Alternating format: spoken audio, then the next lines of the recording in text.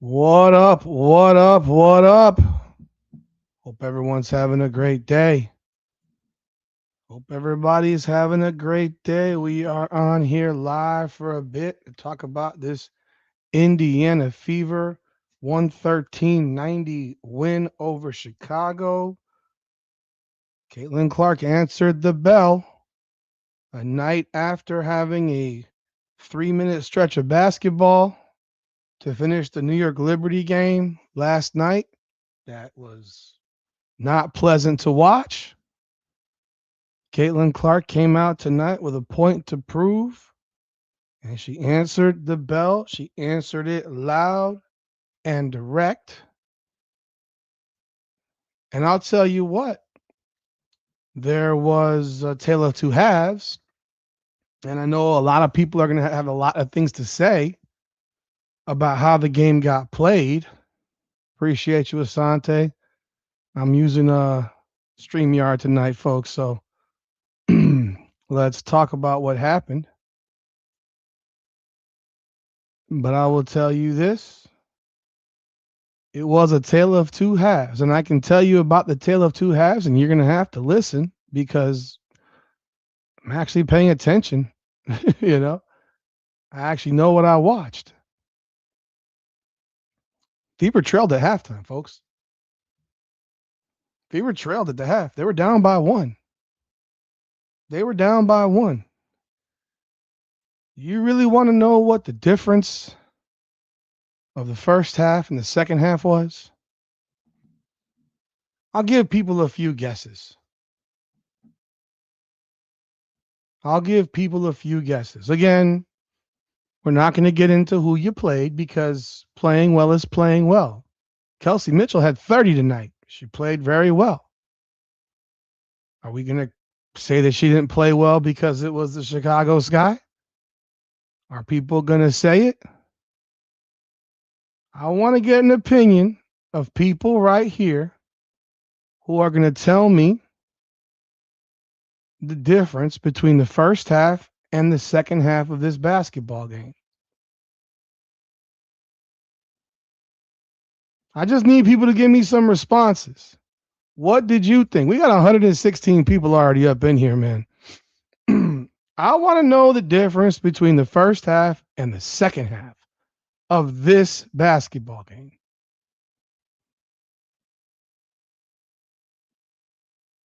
What was the difference? I need people to genuinely let me know because I thought it was really interesting to see what would happen here without Aaliyah Boston. And I knew that if Caitlin Clark played this exceptional game, well, what do you think was going to happen? They're going to say that Aaliyah Boston is the problem, that they played a different style of basketball, blase. I'm going to tell you right now, they played that hub offense even with the Maisha Hines-Allen. They were still running hub bullshit. I know you don't want to believe it. They didn't run pick and roll the entire game. Who are you running pick and roll with? Monique Billings? Michaela Timpson? Oh boy, Asante, you're going to kill me with this one. The difference, there was a couple of differences, but I'm going to tell you the main difference to me from first half to second half. And I like some of the answers I'm seeing because it's clear that people are paying attention. Caitlin Clark was clean in the second half. Everything else that she did. So first half, they're down by one. Caitlin Clark's got 17, 5, and 5. 5 as in turnovers. She had 5 turnovers in the first 15 minutes of the first half because she was playing a game that y'all want to see. Really what she was doing was she was doing a lot of one-on-one shit. Just being real. She went coast to coast one-on-one where she didn't pass the ball multiple possessions in the first half. This was one where Caitlin Clark was sitting here telling you, come on for the ride. And I don't have a problem with it. But I know that when she was turning the rock over, it was what was keeping Chicago in the game. Second half, she didn't turn the ball over, and you see the result. They didn't get extra possessions. They didn't get free possessions. She was clean, man. And people say, I don't care about turnovers. You should. You should care about them. I'm not saying you don't care about it to the point where it's like, she can't commit a turnover. That's not what I'm saying. But when you have them bang, bang, bang, bang, bang, like you have that many in a half, it has an impact. It has an impact on how your game is flowing. And when she didn't do that in the second half and played a clean ass game, you got your result. You got your result. And then on top of that, the second thing was that Kelsey Mitchell finally showed up. Because in the first half, Kelsey Mitchell did relatively nothing. She had 7 points. Second half, she had 23. So for those that believe that she's irrelevant, insignificant, not needed, when she scores, it doesn't matter. It's all about her. Well, if she didn't score tonight, they might have lost the game. Just being real. They won by 23. She had 23 in the second half. After a 7-point first half, she finished with 30. Now, Caitlin Clark was certifiably unbelievable. Once she cleaned that shit up with the ball, she was certifiably unbelievable tonight. I mean, she came out with purpose, 37 points, 10 assists, 8 of 12 from 3. She was raining threes. Raining threes, man. 13 of 24. I mean, it's crazy. She was 8 of 12 from 3 and 5 of 12 from 2. What the hell's going on here? She played 32 minutes. I was hoping that she might get another chance to pass someone the ball that she might take one more three to see if she get another 40 and 10, which would be the second one in WNBA history, both by her this season. But hey, I'll take the 37 and 10 after 3 minutes of hell against the New York Liberty.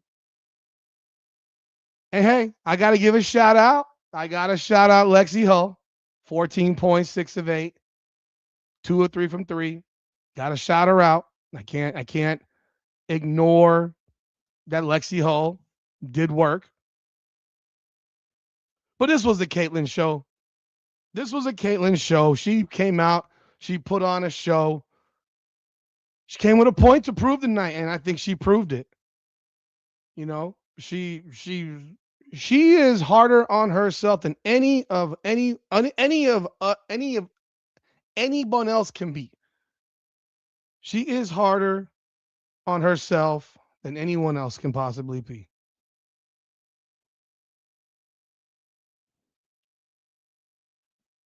So, I mean, you get 67 points out of 2 players.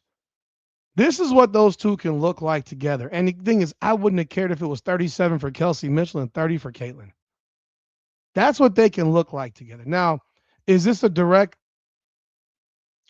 People will ask the question, is this directly because Aaliyah Boston wasn't playing tonight? I don't know, man. I don't know. Maybe. Do you want to try playing games without Aaliyah Boston on a regular? I'm just asking the question. Do you want to try playing games without Aaliyah Boston on the regular? And I ask that question because realistically, they got no size if she doesn't play. And they got out rebounded 34-31. They still gave up 51% shooting.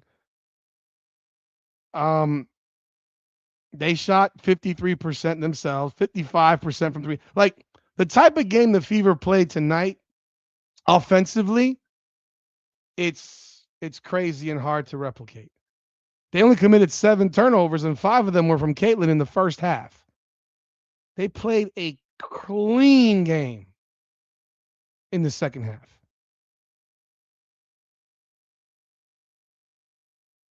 So they played a hell of a clean game.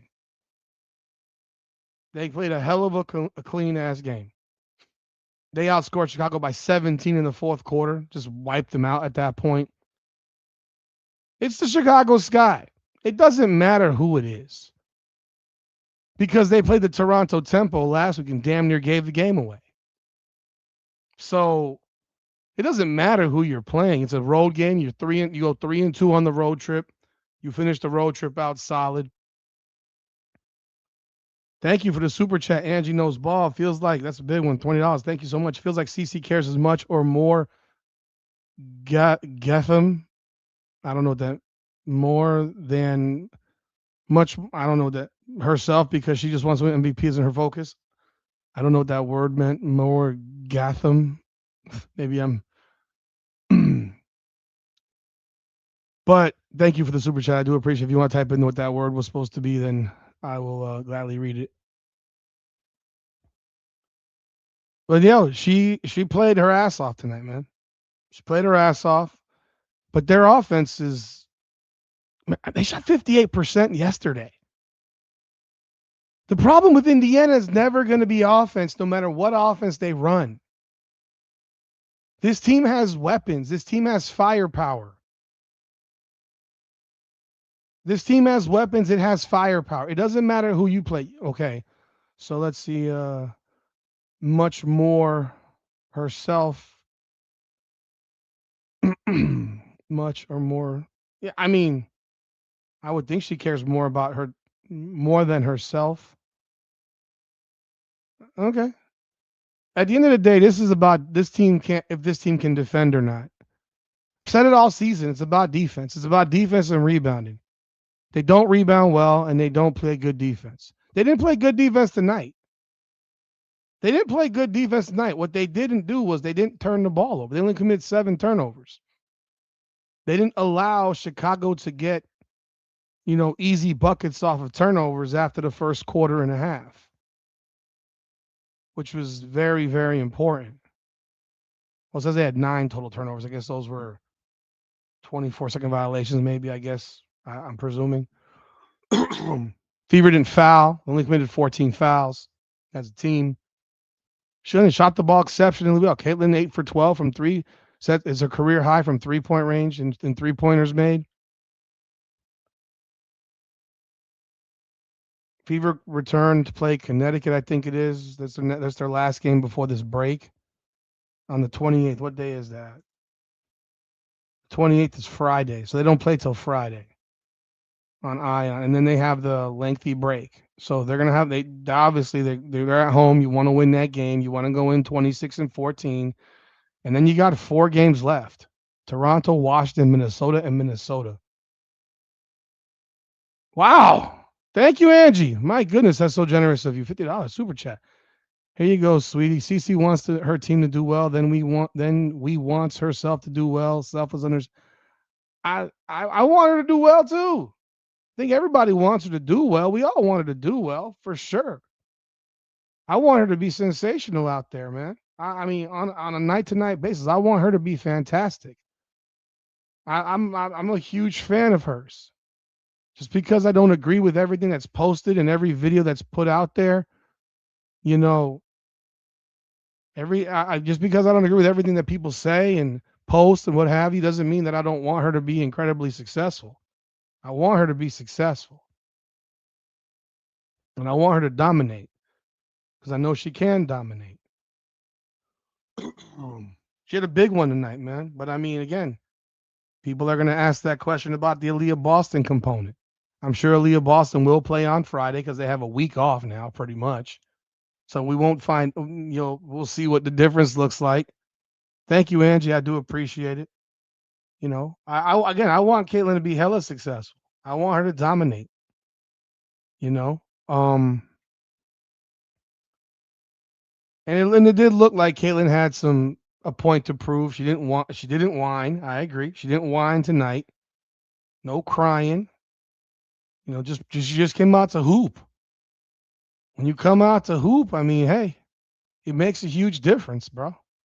Makes a huge difference. I mean, her 3-point shooting exceptional, and once Kelsey Mitchell joined in on the fun, it was a wrap. You need them both, man. They need each other. Like we really need this mindset that you have to hate Kelsey Mitchell if you're a Caitlin Clark fan. It's freaking lunacy, guys. We don't have to do that. You don't have to like her, but you don't have to dismiss people. People don't have to dismiss her value to this team, to Caitlin Clark, in fact. Because when it comes down to it, Caitlin has 10 assists. I don't know how many went to Kelsey Mitchell, but let's say 5 of them went to Kelsey Mitchell. Well, if 5 of them went to Kelsey Mitchell, which I don't think it was the case because she had 5 in the first half, and I think they were all to Michaela Timpson and Monique Billings. But if that's the case, then Caitlin Clark got assists off of Kelsey making buckets, and vice versa. They feed off each other. I get it. People don't like how Kelsey plays. She's head down and all that stuff, and doesn't really look around the pass. She's a scoring guard. I don't expect her to look around the pass. Her job is to score. I've always said, like, that you know, it wasn't a different offense. They did not run pick and roll offense. They ran the same flipping offense. Again, I watched the game. They ran the same offense, guys. You know, she got into a cat fight. I know, I didn't see that.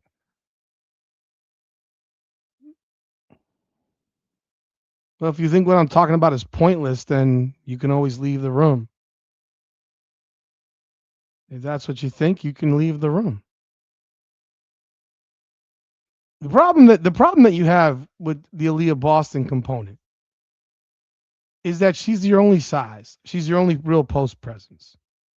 Can you play a more wide open court type of game without her even in the hub offense? Yes, you can, because Timpson and Billings are not going to get in the way, per se. They're not going to get in the way.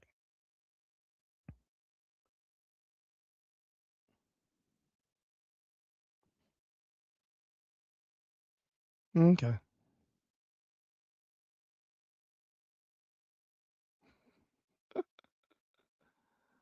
Oh, Lord. Oh, Lord. Lord. I'm just reading some of y'all comments right now. Some of y'all are funny, man. Some of y'all funny.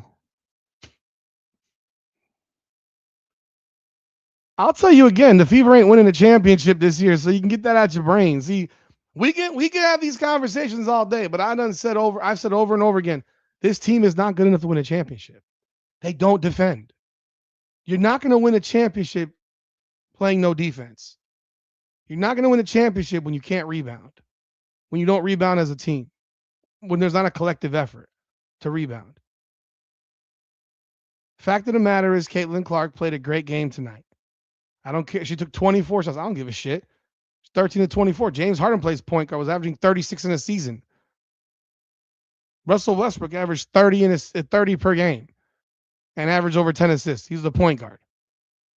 You can sure should have your point guard shoot the ball. She was on a heater tonight, 8 to 12. I don't know how many times has she taken 24 shots this season. I think twice against the Mystics and in this game here. I don't think she's taken 24 shots any other game this season.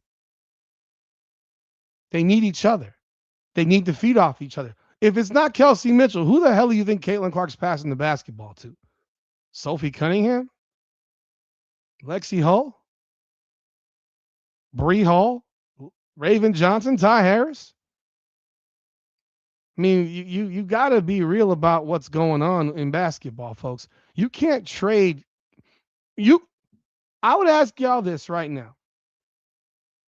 Right now, who would you replace Kelsey Mitchell with? Drop it in the comments. Drop it in the comments. Who would you replace Kelsey Mitchell with? Who do you think would make this team better than it already is, replacing Kelsey Mitchell? I just want to know what people think, because, again, when people make certain comments about players on this team,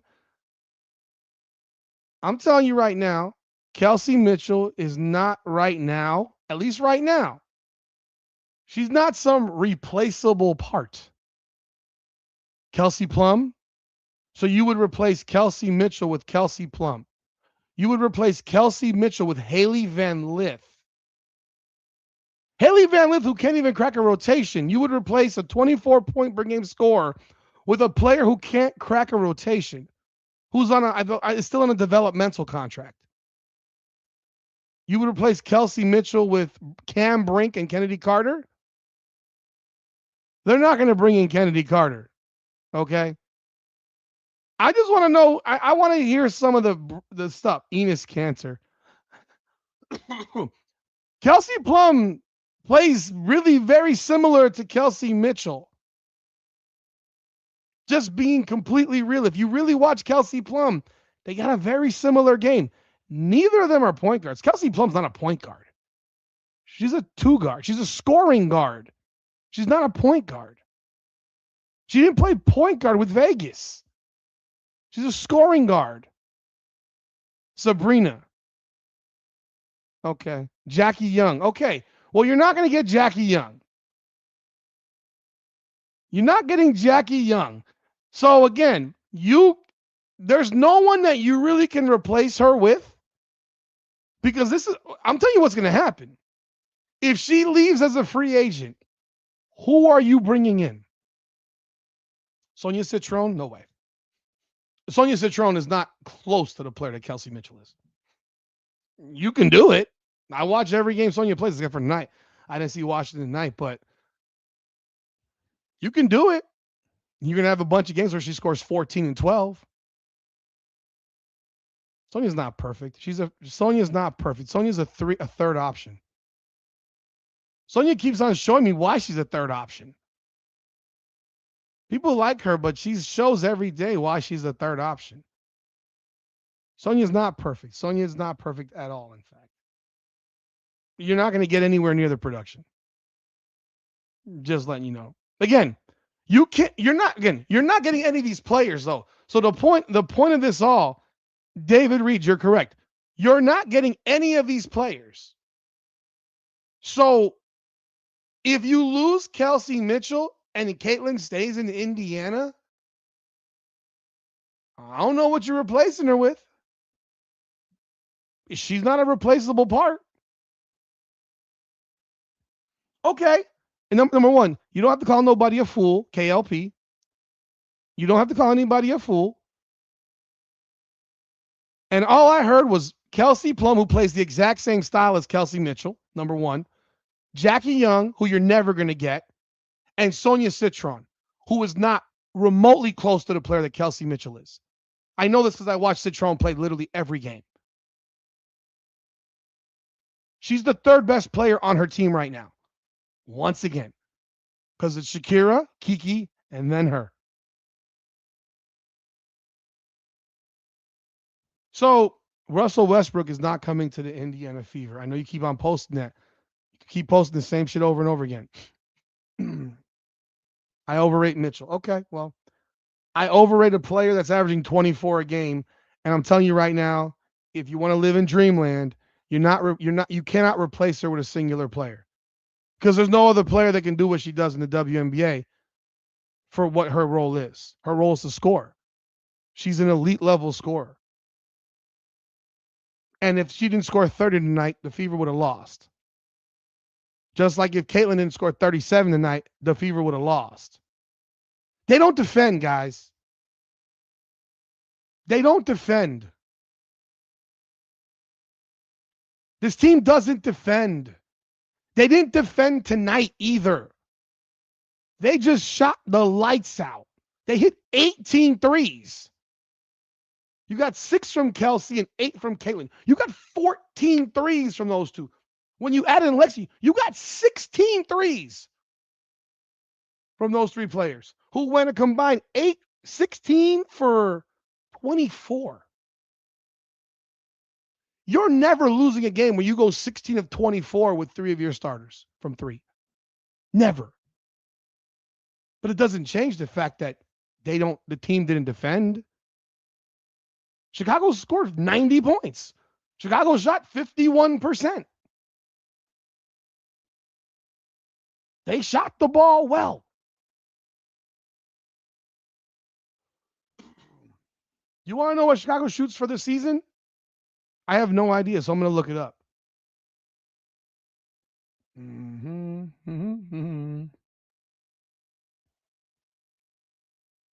They shoot 44.2% for their season. So they shot 7% better tonight against Indiana than they typically shoot. Indiana doesn't defend.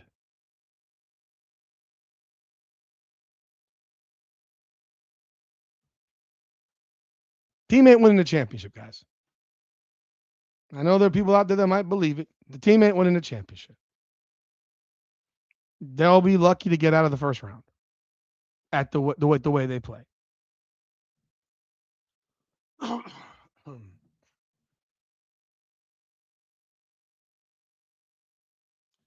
They'll be lucky to get out of the first round, guys. They're going to end up playing Atlanta in the first round, and we'll find out. And if they get past Atlanta, they'll play Minnesota because they're the 4 seed again. They're the 4. They're not getting to the championship, guys, because they don't defend and they don't rebound. It doesn't change what Caitlin did tonight. Fantastic basketball. Fantastic job. Offensively, they were awesome.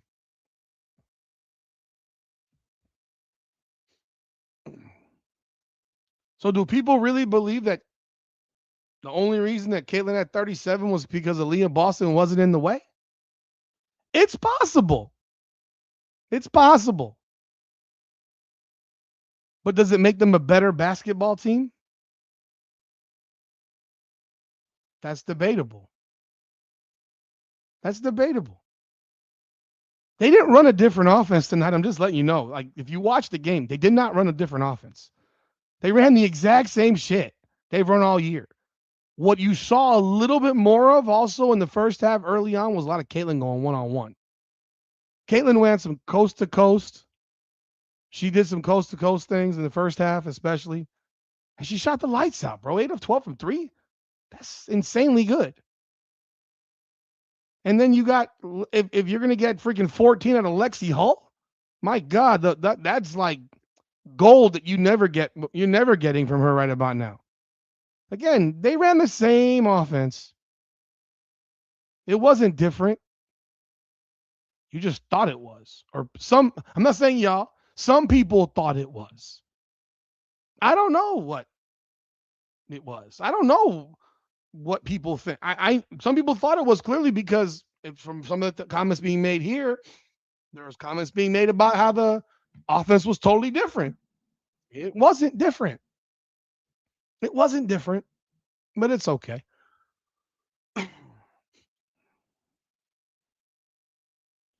Man, the powerfulness of this guy Eddie Brill. I'm gonna read your comment out loud. If you're sure they're not gonna win, really, let's go post your comments, sir, behind your dog, your animation dog emoji. All right. If you're sure they're not gonna win, why bother? In fact, you know what, Eddie Brill, I'm gonna read this and I'm gonna do you a solid. I'm gonna give you a link to come on the show right now. Will you do it? Because it's real easy to call somebody an idiot behind a keyboard. So if you're sure they're not going to win, why you bother watching and why you bother podcast, get some better grammar, bro. Because you're an idiot, totally idiot. Shave my beard, shave your beard. You look like a goof. I'm what? I don't know what you are. You wish you had my beard. You fruitcake fuck. So here's the link. This is just for Eddie Brill. I'm going to make an example out of somebody again tonight, folks. Eddie Brill, jump on board. The floor is yours, sir. Jump on board, Eddie Brill. You want to know why I watch? Because I like watching Caitlin Clark play basketball. I'm a baby. Really, KLP? I'm a baby. Okay, I'll be a baby. I want Eddie Brill to jump on this show right now and tell me what an idiot I am. Tell me what an idiot I am. People watch sports all the time. We know he won't join. Run it up. We know. Michael, they shot 58% last night against the Liberty and 44% from 3. Just so you know. Just so you know, they shot 58% last night and lost.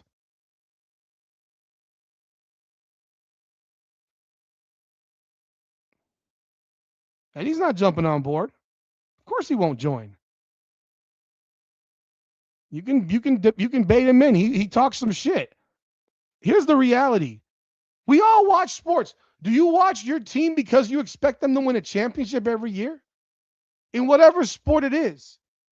Anyone that watches NFL, you have a team. I'm sure the Cleveland Brown fans every single year who go to the Cleveland Brown games are expecting to win a Super Bowl, right? No, they're not. They just love their team. They just love their team or they love their players. I'm a Dolphins fan. We ain't won a playoff game in 26 years. I still watch the Dolphins. Just because I don't expect anything of them doesn't mean I'm not going to watch. That's what sports fans do.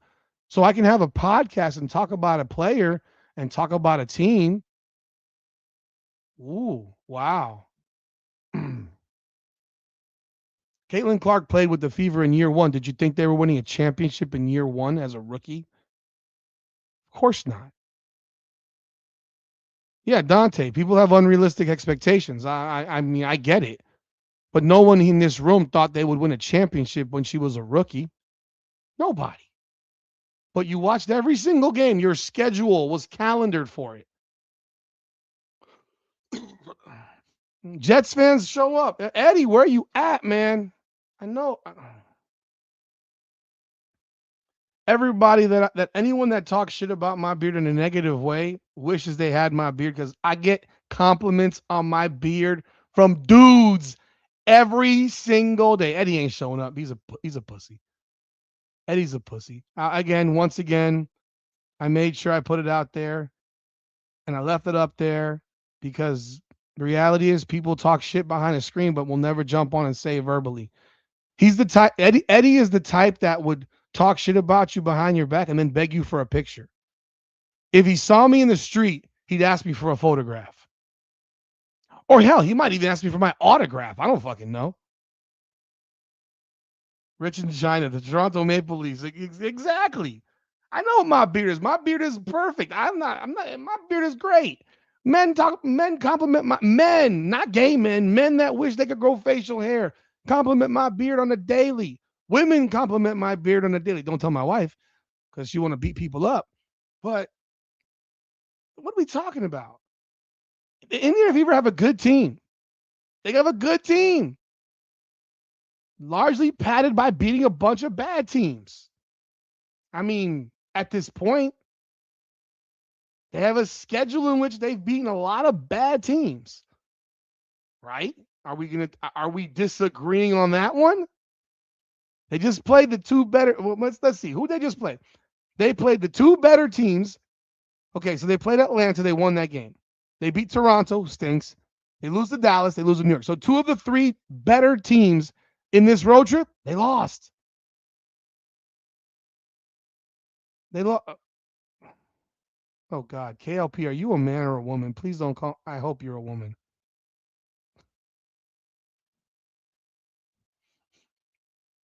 Like, we got to. Indiana has a lot of wins over a lot of bad opponents. They probably got 8 good wins this year. Maybe 9 out of 25. They're not going to win a championship as constructed. I said that beginning of the year. I mean, right now, if y'all remember, I said they'd win between 25 and 28 games. I might be off. We'll see. We'll see. They got 5 games left. So they're 25 and 14. They're going to beat Connecticut. And then they finish with Toronto, Washington, and Minnesota twice. So their best record is 30 and 14. I don't know if they're going to win both Minnesota games. Heck, I don't know if they're going to win either Minnesota game for that matter. Heck, I don't know if they're going to beat Washington. Washington's giving them trouble. They could very well end up being exactly what I said. 27 and 17, 28 and 16. If they go 29 and 15, I mean, I don't think they're going to win the last 5. I think they'll lose a game in that last 5. Cliff, thank you for the super chat. Thank you, Rudy, for good analysis. I knew from the way the roster was constructed they really didn't have a chance for a deep playoff run. I said that when the season started, guys. They don't have the size, and they don't have and they don't have the bench. They don't have the bench. They don't have the size. Their bench is shit. I I saw Ben. Ben did a video today, and I'm gonna bring it up. I mean, again, I'm not saying anything negative about Ben. So before people lose their minds, Ben did a video today, and he said about a lineup that he would put out there. I mean, I think it's a dangerous one. He mentioned Caitlin, Kelsey, Hines Allen, no, Timpson at the 3, Hines Allen at the 4, and Aaliyah Boston at the 5. I don't think that's a good lineup because then you have a 3 who can't shoot a lick. A lick. Whether you trust her to defend the 3 or not, which I trust her to defend the 3 as well. She can't shoot a lick. I mean, you're really limiting yourself now because you got 2 players who can't make a jump shot in KK and Hines Allen. Now, Aaliyah Boston, we go back to the point of do you want her 26 feet from the basket? Which I've always been against that. You know, I've always been against her. And are you playing Aaliyah Boston at the 3? On the it's a funky lineup to me. And I don't think it's a lineup that works. A lineup that I proposed was Caitlin, Kelsey, Ty Harris. And I know you're going really freaking small with Timpson and Aaliyah Boston.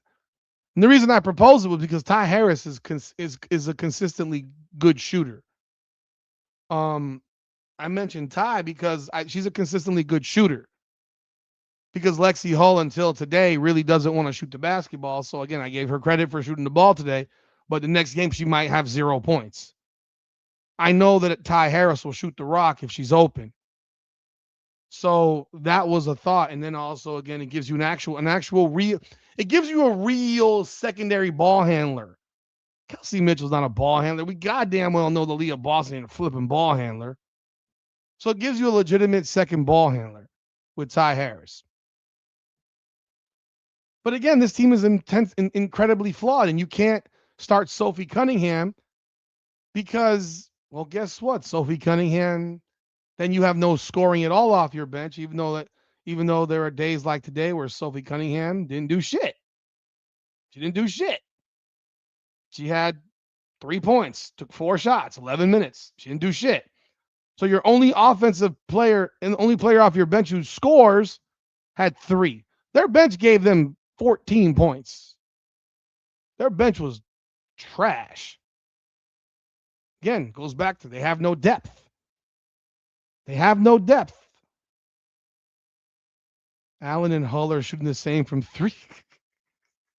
Ben, what's up, man? I mean, hey, I'm not even. KK can't shoot a lick, though. I would start Ty Harris. I said I'd start Ty Harris a week or so ago. No, I mean, I agree with you. We're in a place of fuck it. We don't know what to do because this lineup is so badly constructed. And I don't want Aaliyah Boston 26 feet from the basket. It just drives me fucking crazy. You call this roster out back. Yeah. They have no depth. They have no size. But there are people they played Michelle Onaya tonight for a minute. Like they put her in clothing tonight. They let her dress out.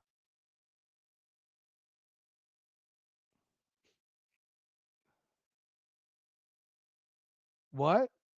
They would be the same starting her over Kelsey? Ty Harris? Wait, what? Again, I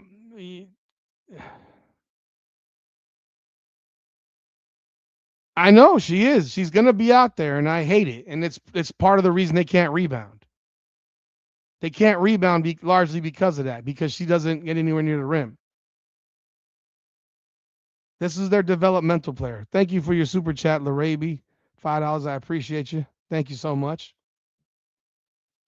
His roster is constructed like shit, and that's why they're not going to win, guys. They shot 55% from three tonight, 53% from the floor. Like, this team scores points no matter what they have out there as a group. But the reality remains this: they don't fucking defend. They don't defend. They didn't defend tonight. They didn't defend against New York. They didn't defend against Dallas. They don't defend. And that's why they're not going to go anywhere. I love what Caitlin did now. I mean, hey, if Caitlin wants to give 37 and 10 on 65% shooting from three, well, maybe they can do it. If they can get 67 out of Caitlin and freaking Kelsey every damn night, then maybe they can do it. But hell, that still isn't 100. I mean, they lost another game scoring 100 points. Another game scoring 100 points. It's crazy, guys. This team at this point, I mean, they are what they are. They are what they are. Why can't Stephanie White teach them how to defend? You want to know my real opinion on that? Stephanie White's just not that good of a defensive coach. She claims that she is. Venom says starting Sophie over Kelsey, the Fever would be the same. Oh, no. What?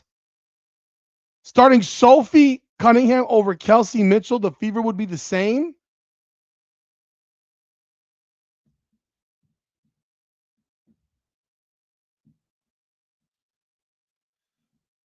Oh, Lord. Oh, Lord.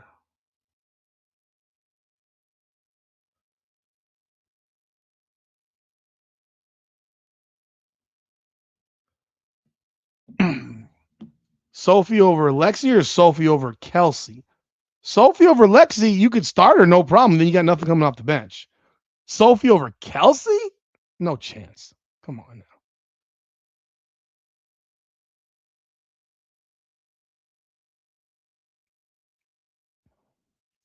So, yeah,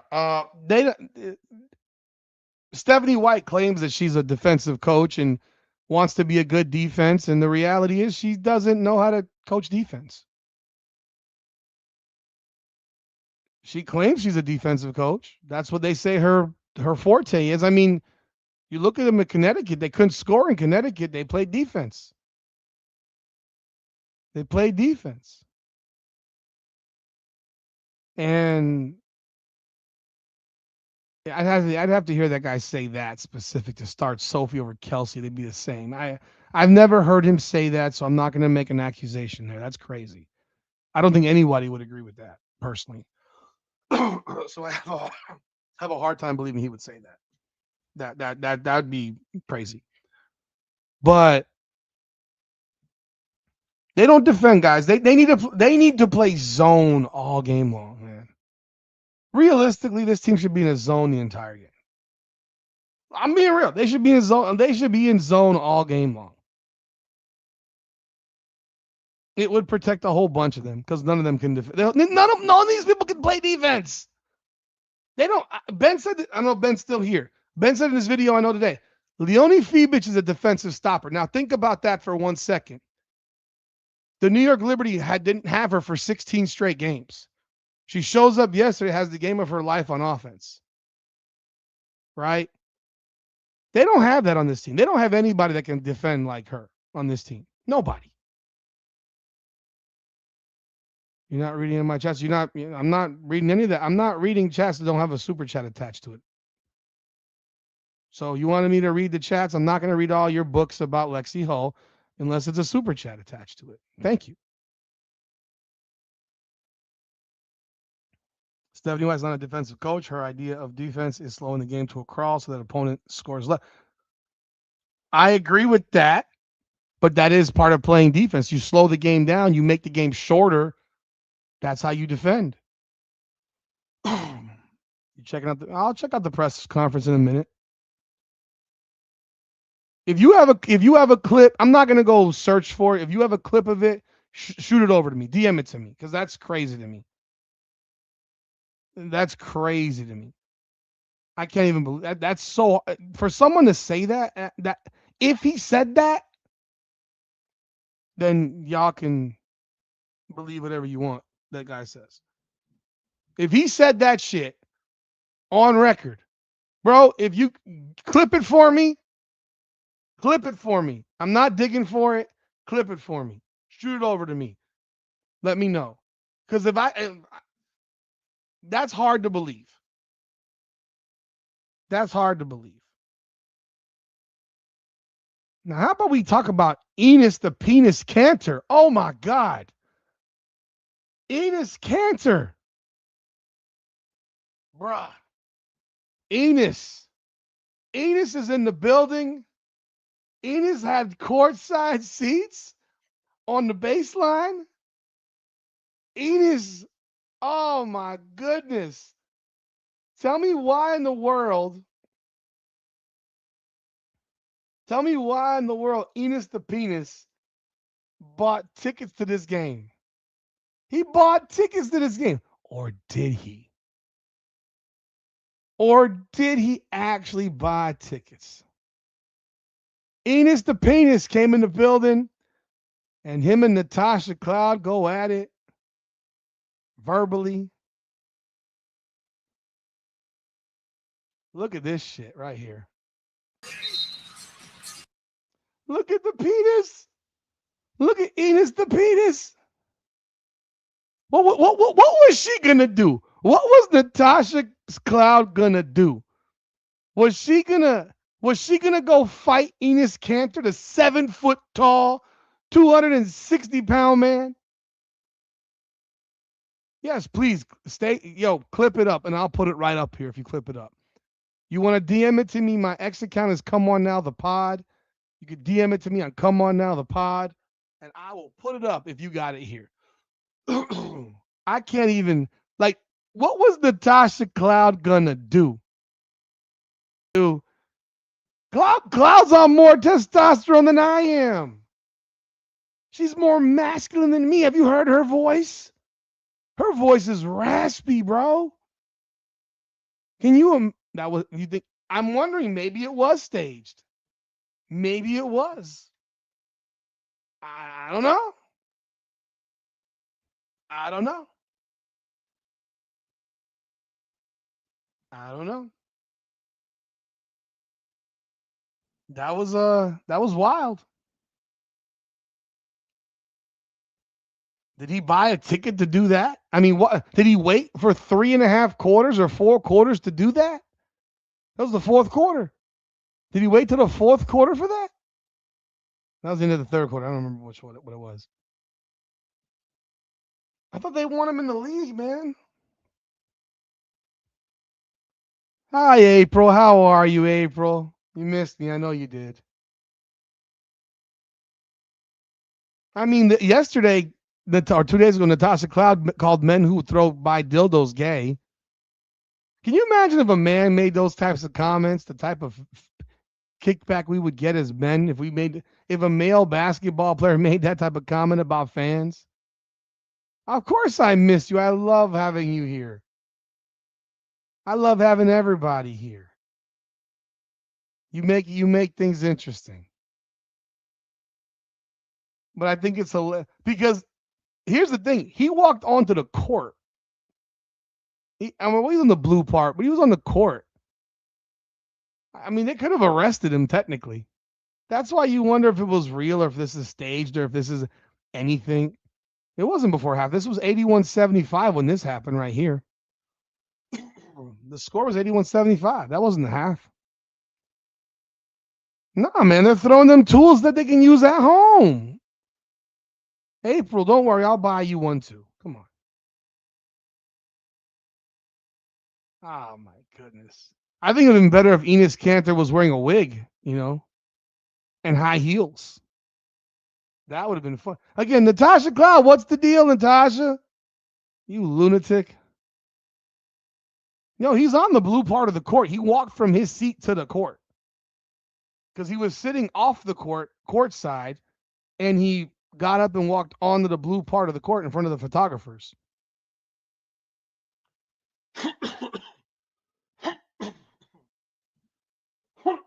That was funny stuff, man. But this is part of the WNBA. That's what do you mean that's what y'all think trans women are? Here's the thing, April. Everything I talk about, I got in my family. Just so you know.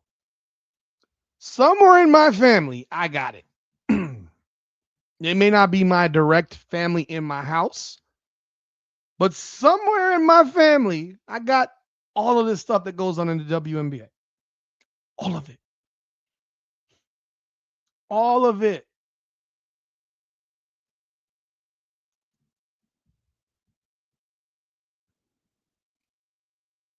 Stepdaughter, part of the LGBTQ world. Okay. Has a girlfriend.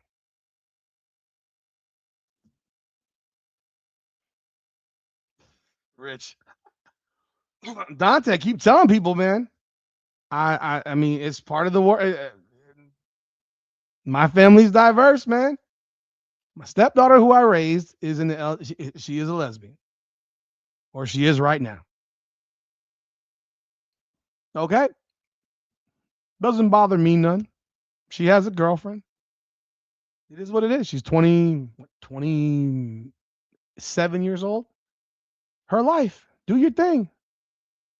Do your thing. I got a cousin who was a girl who now considers herself a boy. Okay? I'm not putting that information out there other than I got a cousin who is transgendered boy. So transgendered male. She's not looking to play basketball against dudes.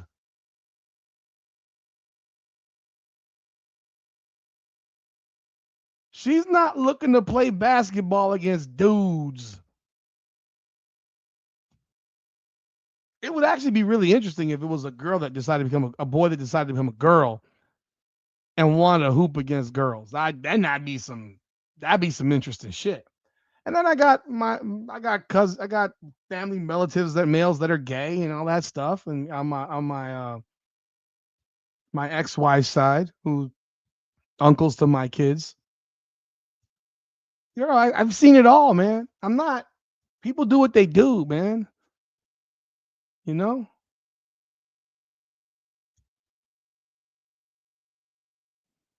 So, I just sit here and I say,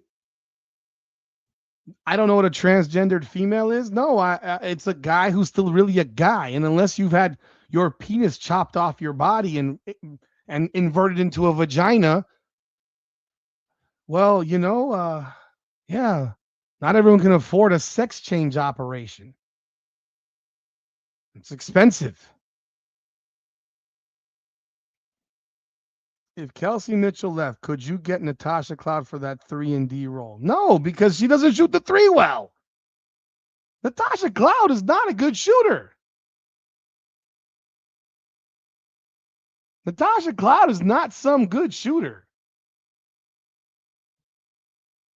That's last I recall. I don't remember her being a good shooter. She shoots 31% for their career from three. She's not a good shooter. How could she be a 3-and-D when she's not a three?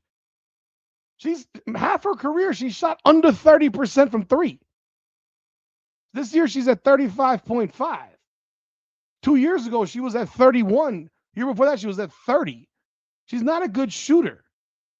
So I don't know how. No, there's no way I would consider her for a 3-and-D role because she can't shoot.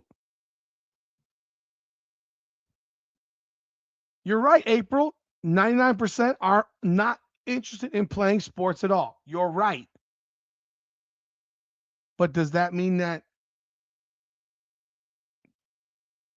the girls should suffer, the real girls should suffer because a guy who decided that he wanted to be a girl wants to compete against her? I'll tell you this, you want to be a trans girl, you're still going to compete against boys. I'm all for it. Compete against boys. Compete against boys. What does it matter? What does it matter if it's 0.0000001%? What does that matter?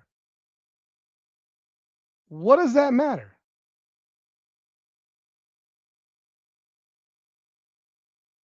Please explain to me what that matters.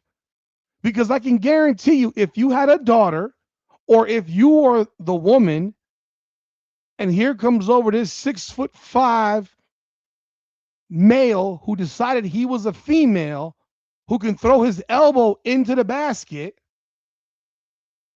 you would think that was highly unfair. You would think that was highly unfair. When you lose your spot on a team to a dude, then you get back to me because it's happened. It doesn't matter if it happens only one time. That's one time too many. That's like saying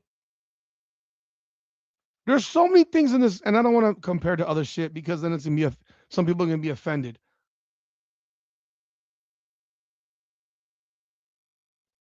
Like, so do I get a pass if I empty my pow pow into somebody and they die and say, well, it was just that one time. It was just that one time. No big deal, right? Just that one time.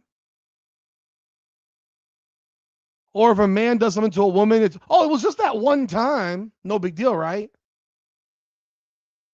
This is not anything different to me. There was a volleyball player at San Jose State who was spiking the ball into girls' faces and literally breaking their faces. These women's volleyball teams were forfeiting games because they didn't want to play against a guy, because you don't recognize or realize the power of a guy until you're competing against a guy.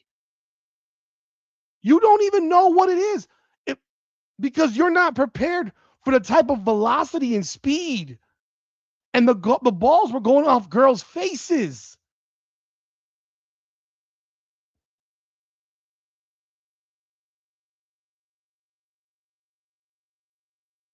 No, I don't care about trans kids. I'm not talking about trans kids because they have co-ed sports. There are tons of rec leagues cities that have rec co-ed sports. We're not talking about an 8-year-old playing against an 8-year-old, because I don't know that an 8-year-old knows that they're trans at 8 years of age, or even knows what trans is at 8 years of age. At 16, at 17, at 18, at 19, at 20, at 21, 2, 3, 4, 5, 30.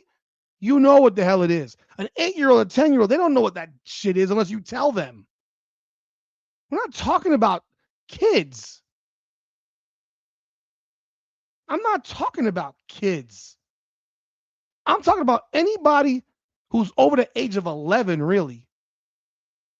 Because my kids' soccer teams were co-ed rec until the age of 11. And after that point, and really 11 was pushing it, should have been 10.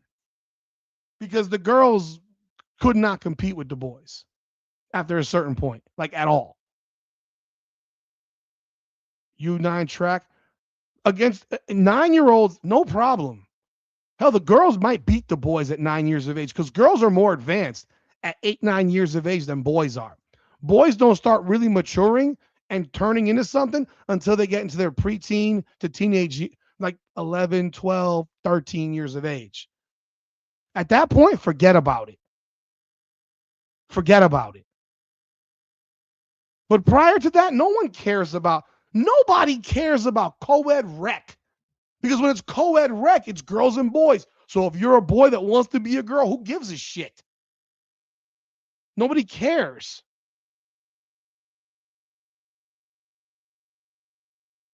Nobody cares.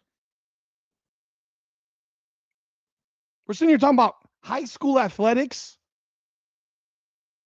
college athletics, professional sports. That's what we're talking about.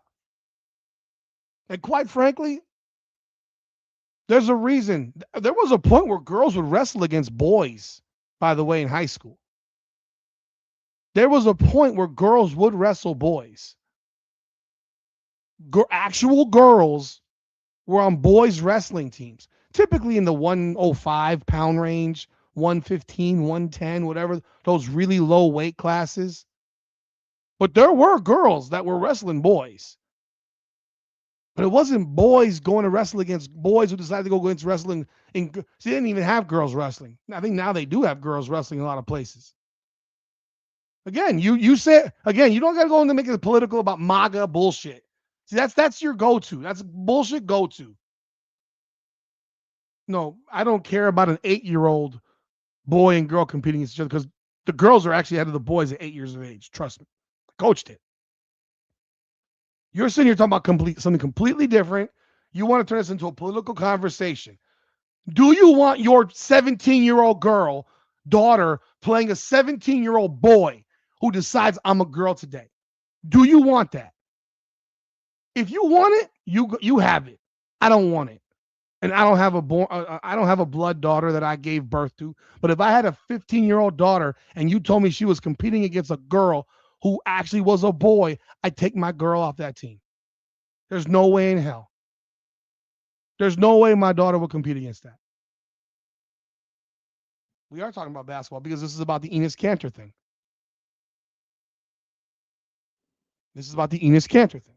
Because Enes Kanter showed up at the game today and going back and forth with Natasha Cloud. And this is about the Enes Kanter thing. How is this not about basketball? They've literally made this an agenda topic with the stupid league. The stupid league has made this an agenda topic. They had a conference. They put together a think tank, a committee. We need to discuss now, what is a girl? What is a woman? Let me ask you, April. I want to ask you, legit.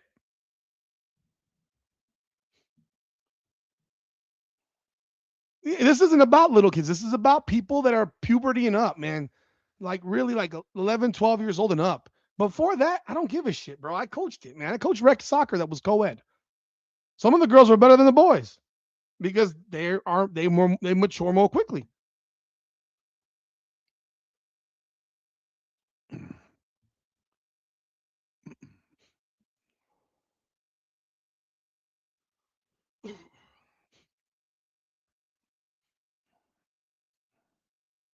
All right, man. Again, that one, see, that's not what's happening, April. You're wrong. You're saying it's not how it works. No, you're wrong because how it worked with Leah Thomas, who was a male until college, there was nothing blocking her at puberty, blocking him at puberty. He didn't take any drugs at puberty. He had puberty. He went through puberty. He got the shoulders of a grown man. He has the body type of a grown man. And then he goes to compete against women in swimming. He has an advantage. And you want to know what? He was so bad as a dude that he still lost to females. But then there was the race that he did win against females. And there was races that he came in the top 8 in the country against females. It does matter. That's not what's happening here. Please. It's not what's happening here. We're talking about people that are in college playing sports against women who never had puberty blockers. And I don't give a shit what you say about puberty blockers. Trust me, I don't believe none of that shit. Because you still are a male. You still have hormones and you can block them however you want. No different than how freaking birth control is supposed to work and you ain't supposed to get pregnant. Well, guess what? People still get pregnant on birth control. People still get pregnant when their tubes are tied. People still get pregnant when people have vasectomies. So I'm not going to sit here and trust that because you gave someone a puberty blocker, that boy doesn't still have testosterone in him. Come on now. You can believe it. Mm-hmm. No, it's exactly what's happened in college. It's exactly what's happened. It's exactly what's happened.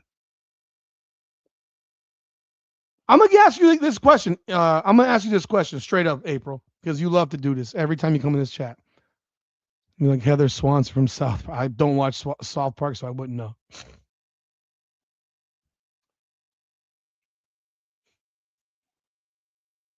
You want to go into the bathroom with a transgendered female? I'm just curious. You want to go into the bathroom with a transgendered female? Same bathroom as you?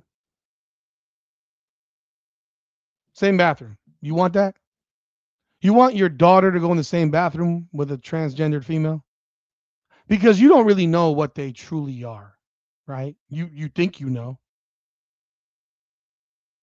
Guys start going around saying I'm a transgendered female, but they're not. You want to find out? Yeah, Leah Thomas was 100% man. I'm asking the question. I want to hear if you would answer it because I sure as shit know that you would not want a male walking into the bathroom with a female. No chance in hell. No chance in hell. No chance in hell. It literally happened, April. It literally happened. It doesn't matter who you heard from. It literally happened. It should not happen at all. So if you don't agree with it, it shouldn't happen. And that's what we're talking about. I'm not talking about a 10-year-old. I'm talking about a 20-year-old. I'm talking about the shit that they're talking about right here. They're saying, well, it's like transgender. There's a dude right now in Europe that looks like a goddamn bodybuilder playing basketball with women. Come on. You don't want it. Would you want a man going to a women's bathroom, period? No, you wouldn't.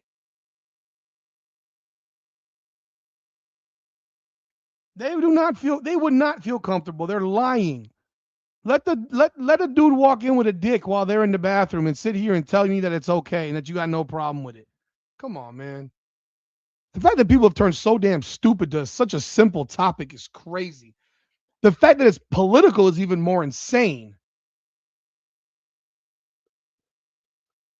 If you've never come in contact with a transgendered man or female, well, you haven't had the experience. But I can sit here and tell you that pretty much all of them still have a penis.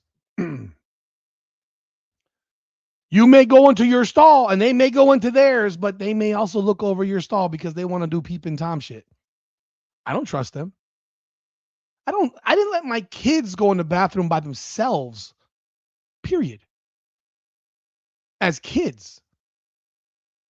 Because there's creepers everywhere. There's creepers everywhere. You want to let your daughter go into a bathroom and then there's a man that walks in has a penis, but he dressed like a woman, so therefore it's okay?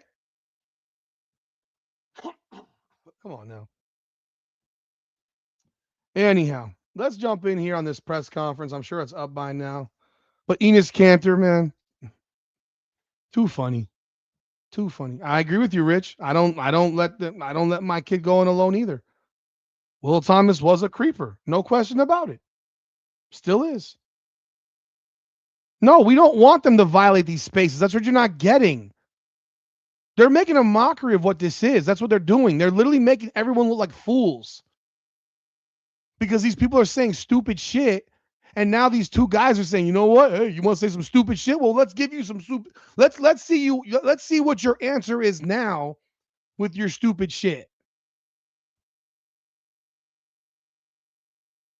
Like let's do this. Hijinks, I'm not running for politics.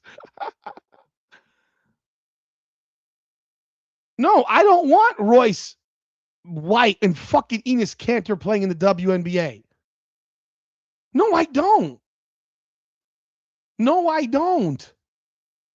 This has all happened because stupid ass Cheryl Reeve wants to wear a t-shirt and says, we are inclusive as a league. And now you're kicking people out of basketball arenas for wearing chromosome t-shirts.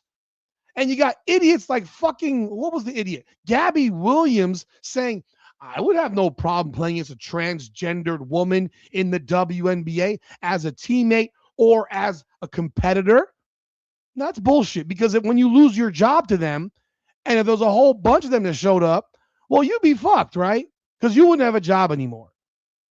So no, we don't want that. The whole point of this crap is it's become ridiculous. It's becoming ridiculous. So no, and the committee still doesn't know what a female is. What are we talking about? They're literally having these discussions. They're literally having these conversations. What happened to fucking science?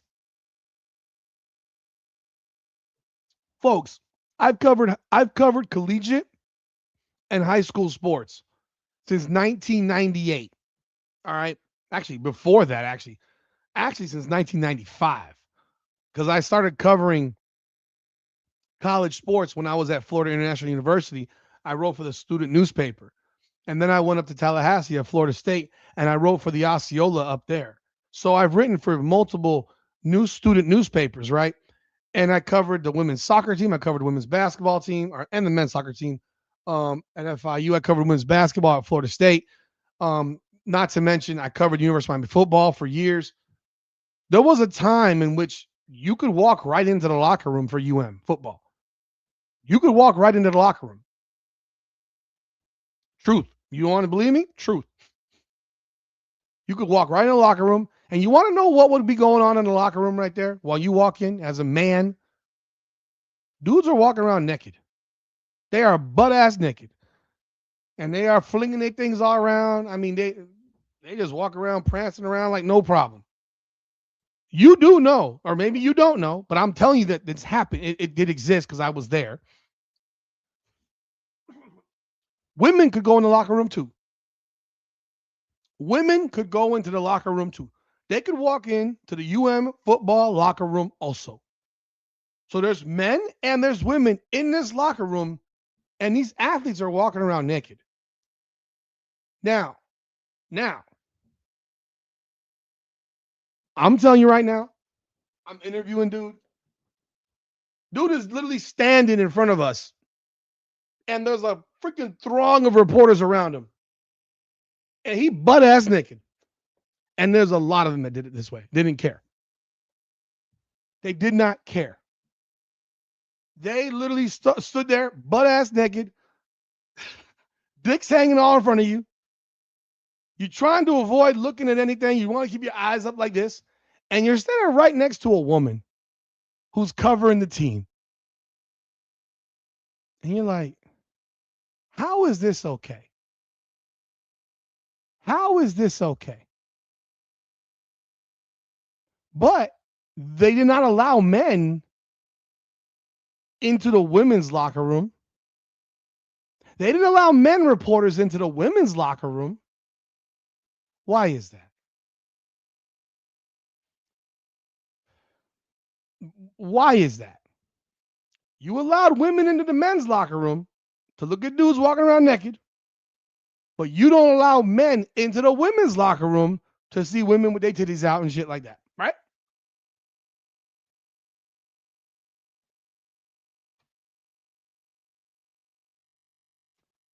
Now, locker room is no longer open to the media. They bring them out. Yeah, it's like a claim that we see nudity differently. Please, I'm sorry. I'm sorry, but I think if we know one thing, Diana Rossini was smashing the head coach of a football team. To sit here and act like women walking into a men's locker room at a football game after a football game and looking at their cocks, bluntly looking at their cocks. You think they're not looking? Do you think they're not looking? Like, do you think that women were not looking at the size of the penises of some of these football players? Please, of course they were. You couldn't avoid it. You walk in the locker room, there's like dicks all over the place. So, like, what are we talking about? So, but men, male reporters, could not go into the women's locker room. So we've had these rules forever. But now all of a sudden we have to treat it like it's something different. Mm-hmm. Crash out. She smashed him. Come on now. You can't help but Kelly, exactly. You can't help but look. So if I'm interviewing a women's basketball player or a women's track athlete and she's butt ass naked in the locker room, you think my eyes ain't gonna look at her titties? I mean, I ain't attacking her, but I'm looking. I can't help it. It's in my face. I guarantee you men are looking at April. Yes. Yes. If you ever been in a boys' locker room, I played high school football. Dudes in high school walk around naked too in the locker room. We take showers. My high school, we had a big ass shower pit with 2 bars across with shower speakers that came out. There were no walls. There were no curtains. Dudes were walking around naked. Yes, you look. It don't make you gay. You just look. You just look. Yes, exactly. Rich in China. We protected women back then, but now apparently women don't deserve protection. April, you do not deserve protection anymore. That's why we keep female locker rooms safe from reports. See, what are you talking about? See how stupid that sounds? You act like women weren't looking at dudes' dicks in the locker room in college. They were. Everybody does. It's hell. When you see a dude with a dick that goes down to his damn kneecap, it's hard to fucking avoid it. You're like, how the hell does this guy even walk? How does this guy even walk? I don't know where he's tucking his shit. He must be wrapping around his goddamn thigh or something. I don't know. I don't know. Yes, and we protect women from the exactly. We protect women. You no longer want to be protected. It's cool. I got it. You don't want to be protected. Cool. Cool. You don't want to be protected. So the fact that we're protecting women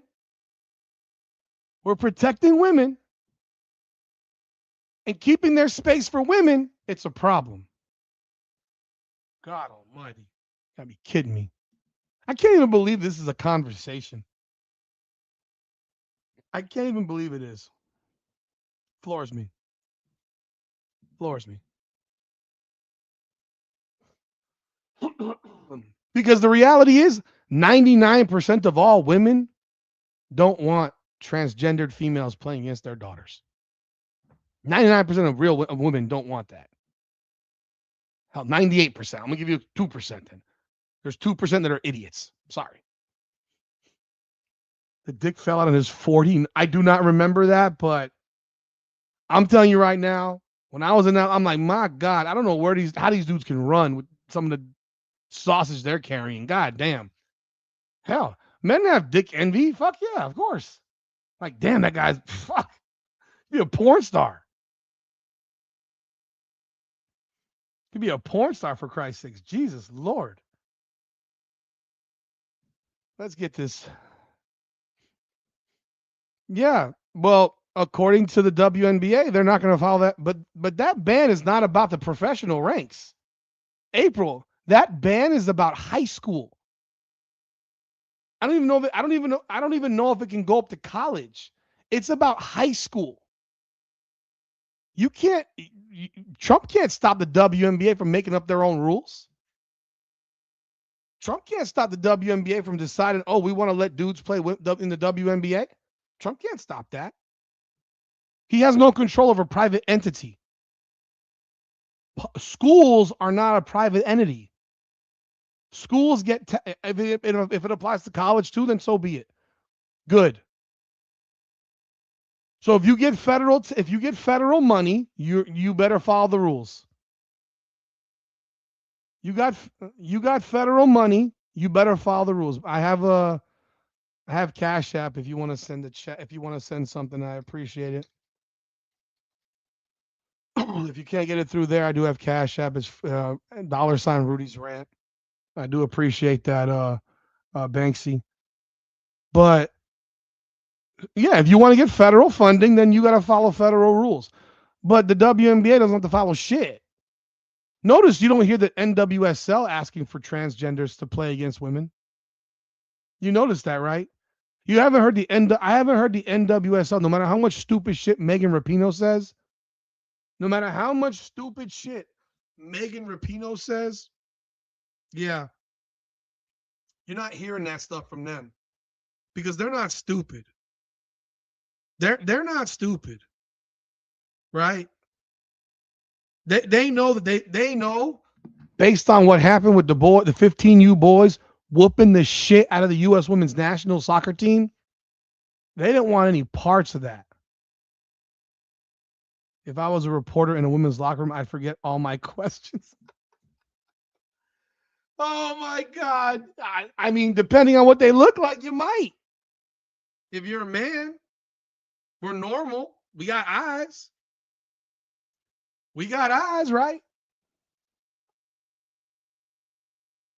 I don't want to be in a women's locker room, man. I would never want to be in a women's locker room.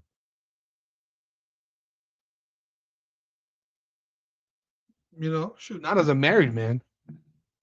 Maybe single, but not as a married man. What's up, Basketball 308?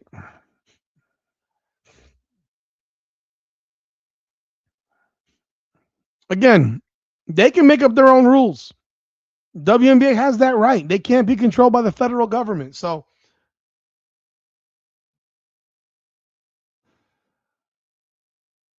why would Caitlin or Sophie join soccer? Again, we're talking about you want to talk about two separate topics. Two separate topics. I'm sitting here talking about a simple topic of the NWSL has not been championing for women, for males to play women in soccer. Because they know what will happen. They'll get destroyed. They'll get destroyed. We all know this. Anyhow, let's jump into this post-game press conference right here.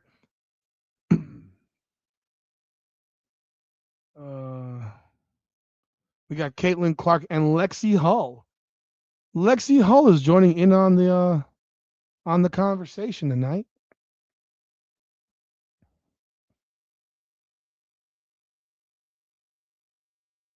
Record for threes in a game. You were the team set the record. You guys started the second half 11 for 15. What did you feel like you guys were doing well to either generate those looks, or were you just doing it tonight? What would you describe as that? I think a mix of both. And I thought me and Kelsey did a really good job in the second half of just like playing split game and shallowing out of cuts and, playing pitch and just putting them in a lot of action where they had to kind of pick and choose between the two of us and kind of cause some confusion. And then additionally, I thought we played well in transition, but that was because of, I thought we got stops, especially in the fourth quarter. And then that was when we were able to put them away. How important is to have that game and result at the end of a trip like this for you guys? It's huge. I mean, it's really important. You're at the end of 6 and 10 days. Coming in playing a team that's playing really great basketball. For us to have that energy and have that burst in the fourth quarter, I'm really proud of our group.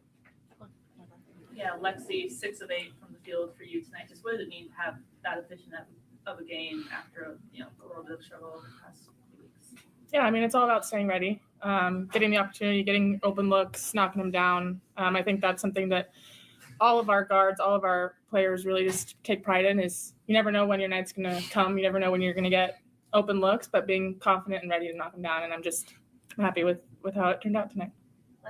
Just to get out of the way, I know y'all were involved in the whole scene out there, but from your vantage point, did you guys see what was going on the court at the time? To be honest, I didn't see it. We were talking about the next play in our huddle, so I think that's probably a question for Chicago. Did he say anything to you guys at any point in the game?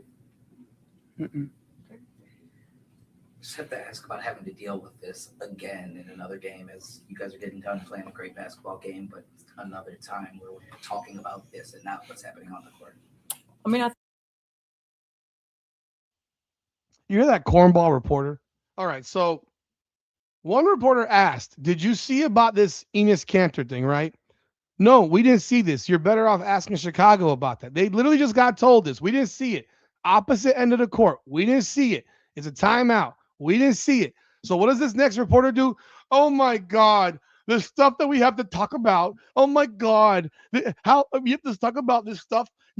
Motherfucker, you're asking them a question about it.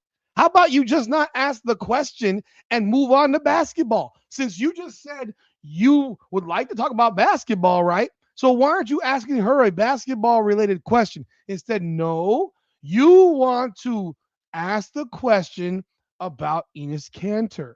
You want to ask the question about how difficult this is for them to deal with. It's all part of the freaking show, guys. The WNBA wants this as a topic. They want it. It keeps their shit on in the news feeder, in the blotter. If it's not Caitlin saving their ass with viewership and ratings, it keeps them on the blotter. Enes Kanter was there. Oh my God, oh my God, oh my God. I wouldn't be surprised if he was a plant. I think it's important that people like you guys in this room don't give it any gas, right? Like it's a social media thing. Stephanie, he just gave it gas by asking you the question. Don't give it gas. He just gave it gas by asking you the question so you could then talk about it. Caitlin, did this game feel like it was maybe a little more important to win given the struggles the last couple games and then ending the road trip? It felt like, especially in that second half, you're more assertive and looking to score. Yeah, I mean, I think I just came in with a mentality of knowing that my team needs me to step up tonight. Obviously, going down with AB going down like that, it hurts our team a little bit. So, you got to carry a little bit more of the load. And I think it's all about your mentality coming into a back-to-back. Like, you can either be like, oh, I'm tired, we've been on the road, this, that, or you can, buck up and go play basketball and have fun. And I felt like our team had great energy coming into this game and had a great mindset about how we wanted to approach it. So, and at the same time, like, we lost to two good teams at the end of the day. Like, you can't hang your head. Like, that's this league. There's going to be tough ones. Sure, that we've probably felt we could have been a lot better in those last two games that we did lose. But more than anything, like, I looked at it as a positive. Like, we get to go play again. Like, let's go win. And then, we have a couple of days off and we have one more before the break. And it's all about how you just view it. Kelsey, not a big game compared to, I guess, what is her consistency as a scorer do for you as a Yeah. teammate? Yeah, I mean, I think it takes the pressure off me a lot, especially in moments like this. Like, you get tired when the game's played at the pace that it is. And, you can hit her on a cut. You can give her the ball in an ISO situation. Like, she just makes it so easy for me in the backcourt. And she obviously, like, pulls the defense to her quite a bit. So just try to find her the most I can. And I think she had 7 points at halftime. So 23 in the second half is pretty incredible. And, like, it's just like nobody like bats an eye. Like, I don't think people understand how hard that is to do. And she just does it consistently on a night-to-night basis. So it's been fun to get to see up close. Just the next 4 days, I know you don't want to focus on the task at hand, but 4 days of not playing games. I mean, what's the game plan? Just R&R or just what's on tap? Yeah, we'll get a couple days off. I mean, this was a grueling trip. So, we made a nice little star across the country. And, we'll get some rest, a couple days off, and then we'll come back and get back to work. I mean, we've got a game on Friday. We're not on break yet.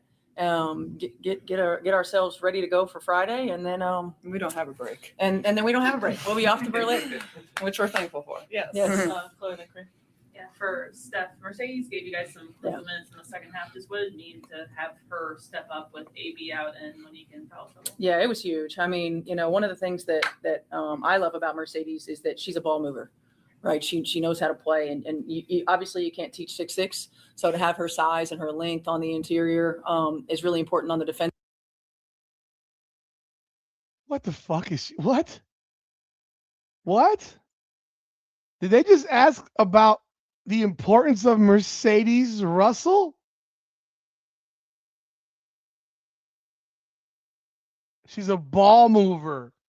You can't teach 6'6". The girl had 3 points in 14 minutes. Oh, she had 3 assists. Okay. I guess she's a point guard now. So those that said that she didn't play, they didn't run the hub. Clearly they ran the hub with Mercedes. Oh, Lord. Oh, my God. Shot 53%, and Caitlin made 8 threes.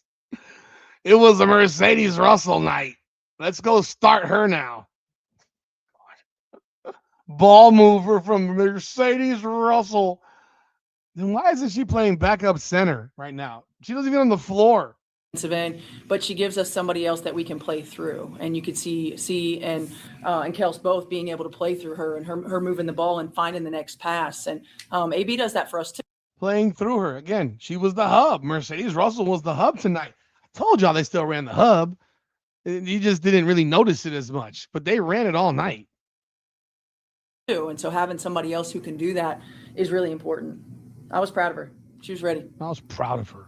I'm going back to Kelsey real quick. Just coming out of halftime, was there any way? Did you kind of consciously want to get her involved more and try to look for ways of that, or is that just her being her? No, I mean I think C does a good job of finding ways to get Kels involved. Every once in a while, if we call a play, we know we want to get her touches. Kelsey's one of those that it sneaks up on you sometimes. It's like you look at the end of the game, it's like, holy shit, she had 30 or whatever. But we know that she's going to find a way to get hot. I mean, between the two of them, it doesn't matter what the shooting percentage is in a half or in a quarter, because they can always find it. And it's a luxury for us to have that. Lexi, you linked up with Mercedes a few times in that third quarter. After last year, you guys had so many new teammates. What's impressed you about how she's been able to hit the ground running, or at least figure out how to going on here? Yeah, I mean, we haven't had What the many. fuck are we practices with her. doing? So it's very impressive just how she can fit into the team so seamlessly. The chemistry is already there. But like Steph said, All right, I can't listen to this bullshit no more. They just asked 3 questions about Mercedes Russell. Let's watch this. Let's see what the live reaction was. They just asked 3 questions about Mercedes Russell. More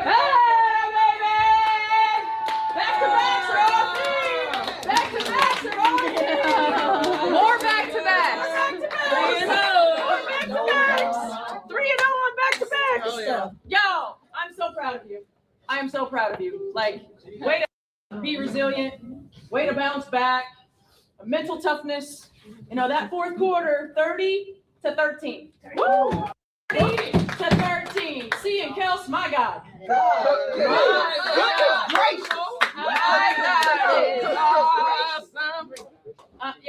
Yeah, my God. I mean, that was just some incredible shot making, some incredible play making. Like, sometimes we're just over there standing on the sidelines like, holy shit. Really, really good stuff. Lex, I'm proud of you.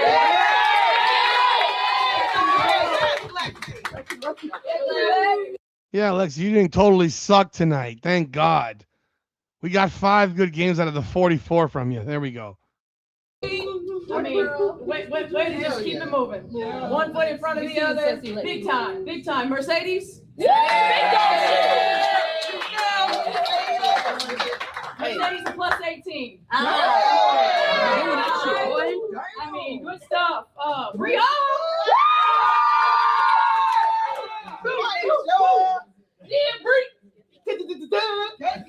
Okay, look, as we move forward, that is what it's going to be. Okay, it's got to be about us digging in on the defensive end of the floor. We are going to be able to score. Okay, but that effort in the fourth quarter was top notch. Really good. I'm proud of you guys. They shot 51%. Is that what we're doing now? They shot 51%, guys. I mean, I guess, did they play better in the fourth quarter? They shot 51%. I guess they improved in the fourth. That's how bad it was the first 3. It's crazy. Crazy stuff, man. Anyhow, there you heard it. That was the post-game presser, Again. Oh, look at Ben. Look at Ben's title. You can't steal my title, Ben. Jesus, Ben, you stole my title. Look at Ben's title. He stole it, man. Ben took my title, bro. He called Caitlin the best in the world. I've been saying that. I mean, see, best in the world. Best in the world, baby. Best in the world. Look at this video with this muscular guy want to play women's basketball. Look at that. Best in the world. Caitlin Clark now has 30 plus 10 assist games in her career than the rest of the WNBA has combined in league history. Holy shit. That's a crazy number. That's a crazy ass number. Kelly, appreciate you jumping on. Thank you so much. Anyhow.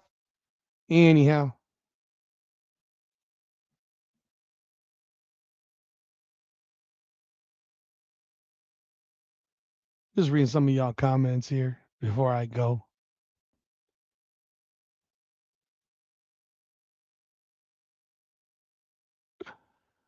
Ay.